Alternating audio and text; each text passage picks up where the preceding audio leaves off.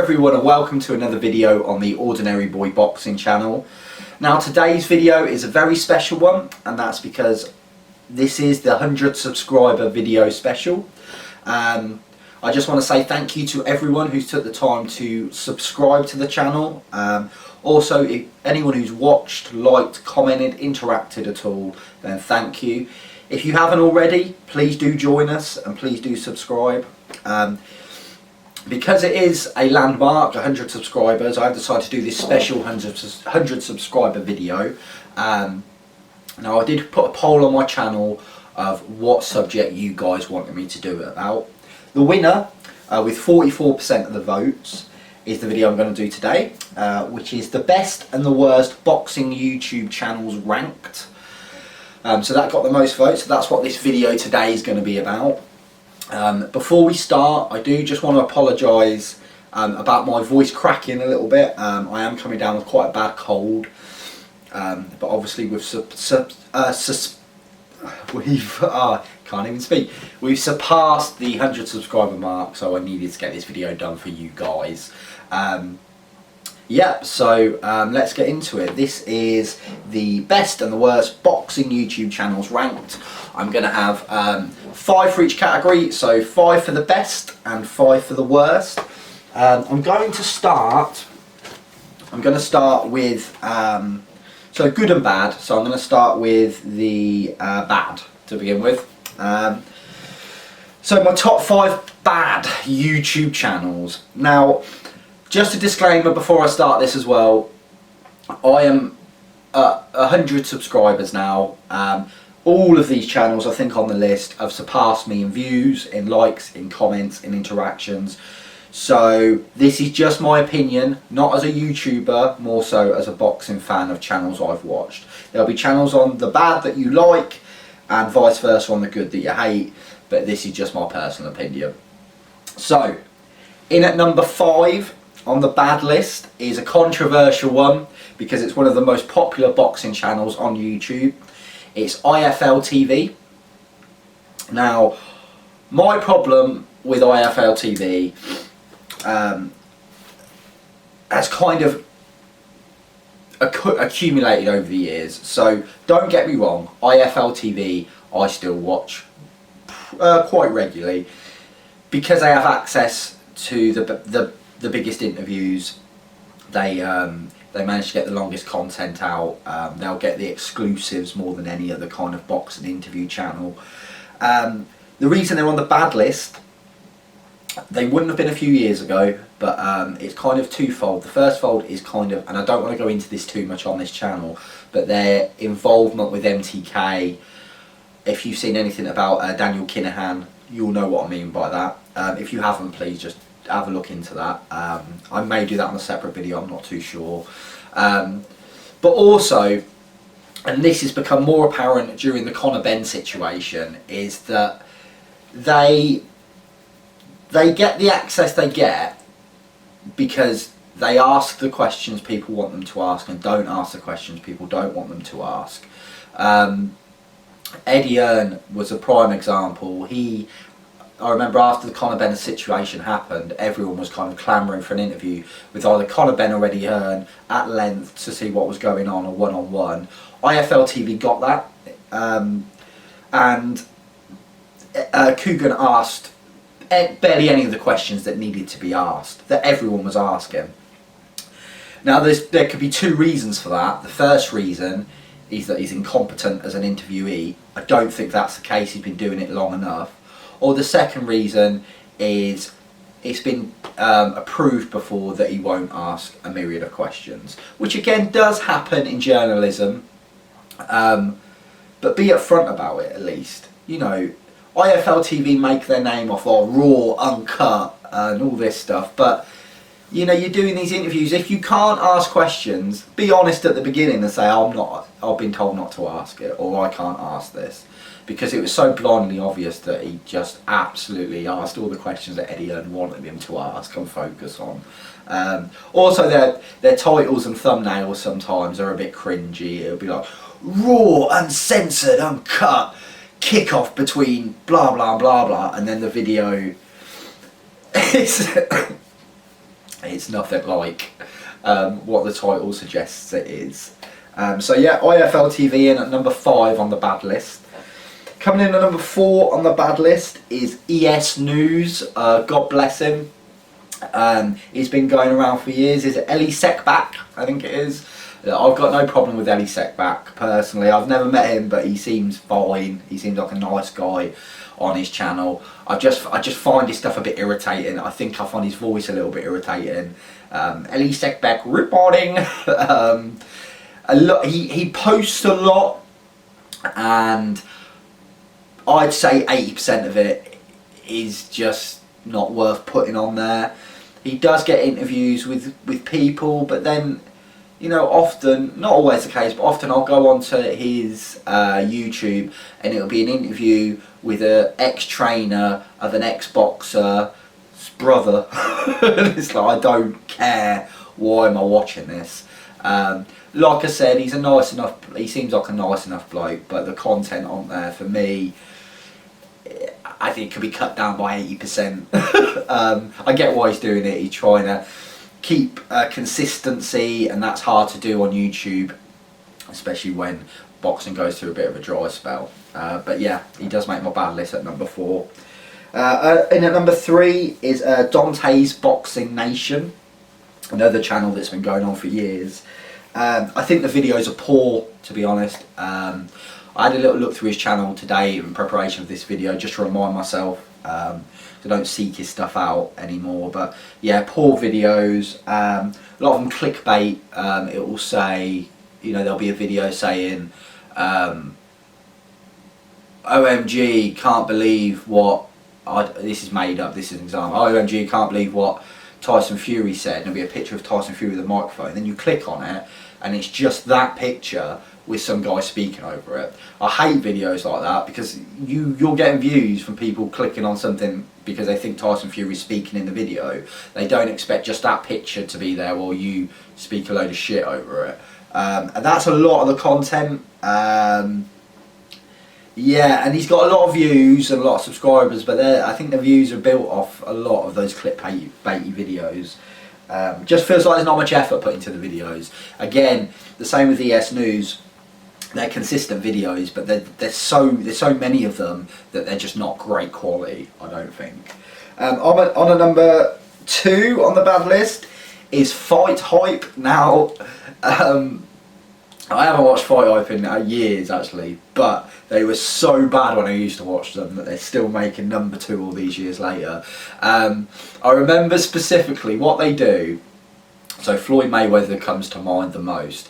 Is Floyd was quite clever. Floyd thought, I'm not going to give access to many of these YouTubers apart from one, but in return they've got to make me look good on every video, so they get views, but I'm portrayed how I want to be portrayed. So we get these stupid videos of Floyd Mayweather having a McDonald's after a Manny Pacquiao fight, or OMG, can't believe Floyd has this much money.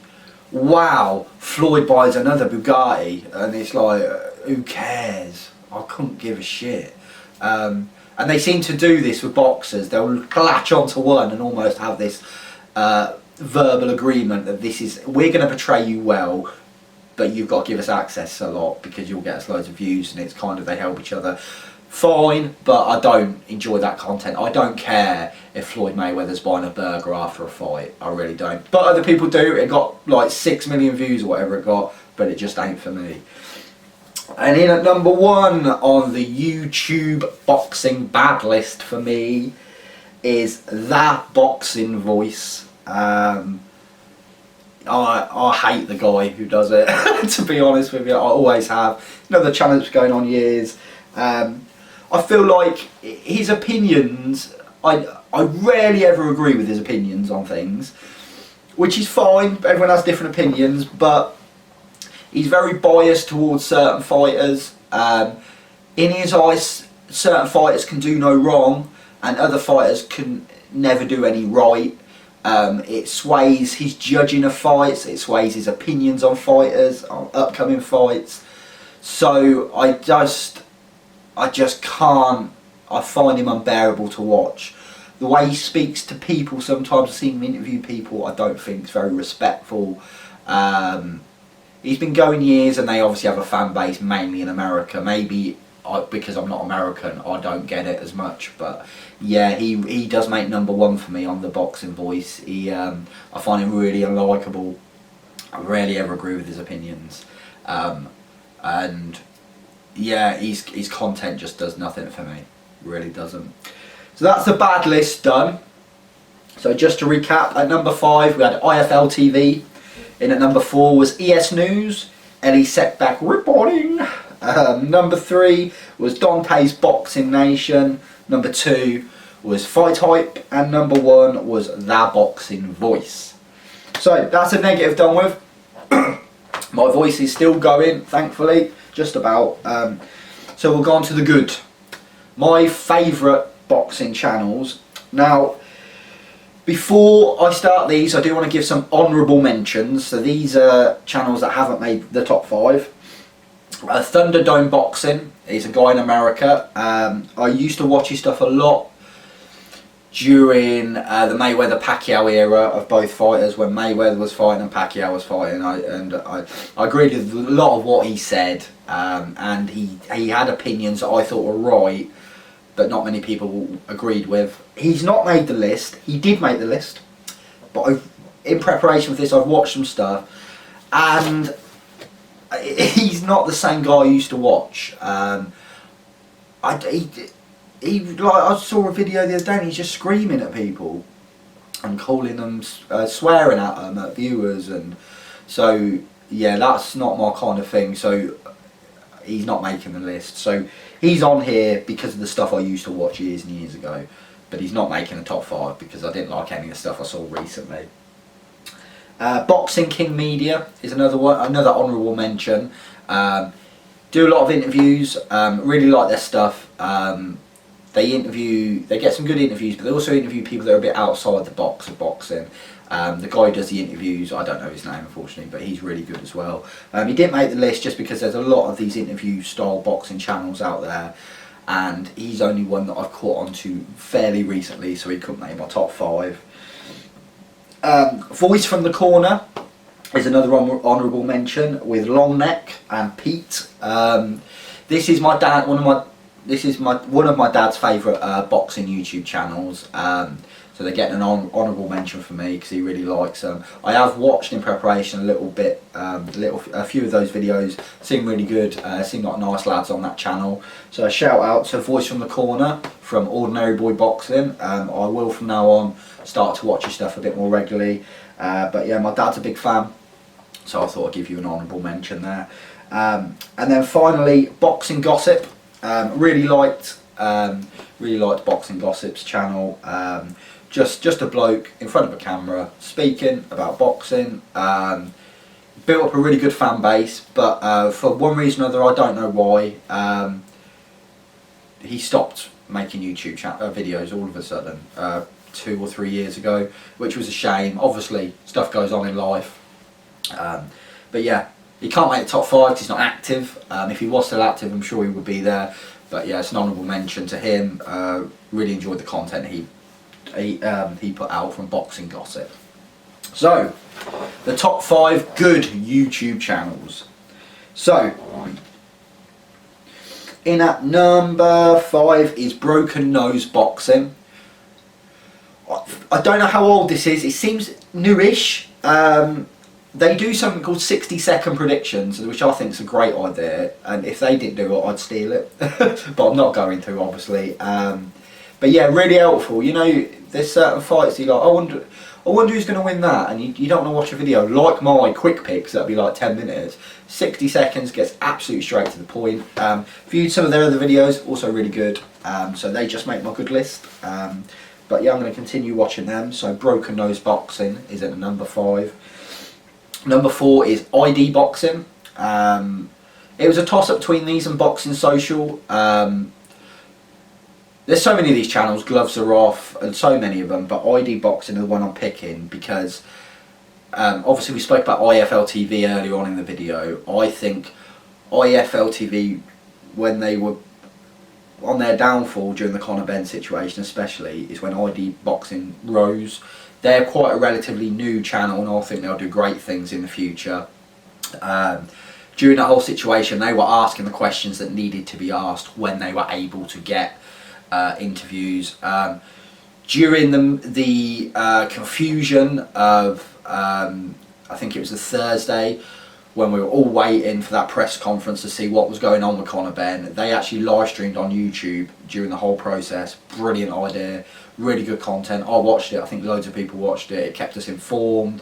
It was something that Matchroom didn't do, that DAZN didn't do, that no one did, the IFL TV didn't do. They really missed a beat on that, but they did. Also, and I think I've got it right with their channel, what they do that's really good is whenever you're watching a video, they actually have chapters where you can go, say I'm watching an interview with Eddie Hearn, I can skip to each subject, which is actually really helpful if I don't want to hear about, you know, DAZN's profits of the year, but I want to hear about what Anthony Joshua's doing. I can just give that a skip, so I think that's really good. In at number 3 is Dwyer, so Richard Dwyer. He's an American guy. He does. He's been going years and years and years. He does basically boxing tips, betting tips, predictions. There's no quality really to the video or the editing or anything like that. It's literally a camera that I don't think he's upgraded since probably 2009. Bless him, but yeah, he's just there in the corner and he just speaks.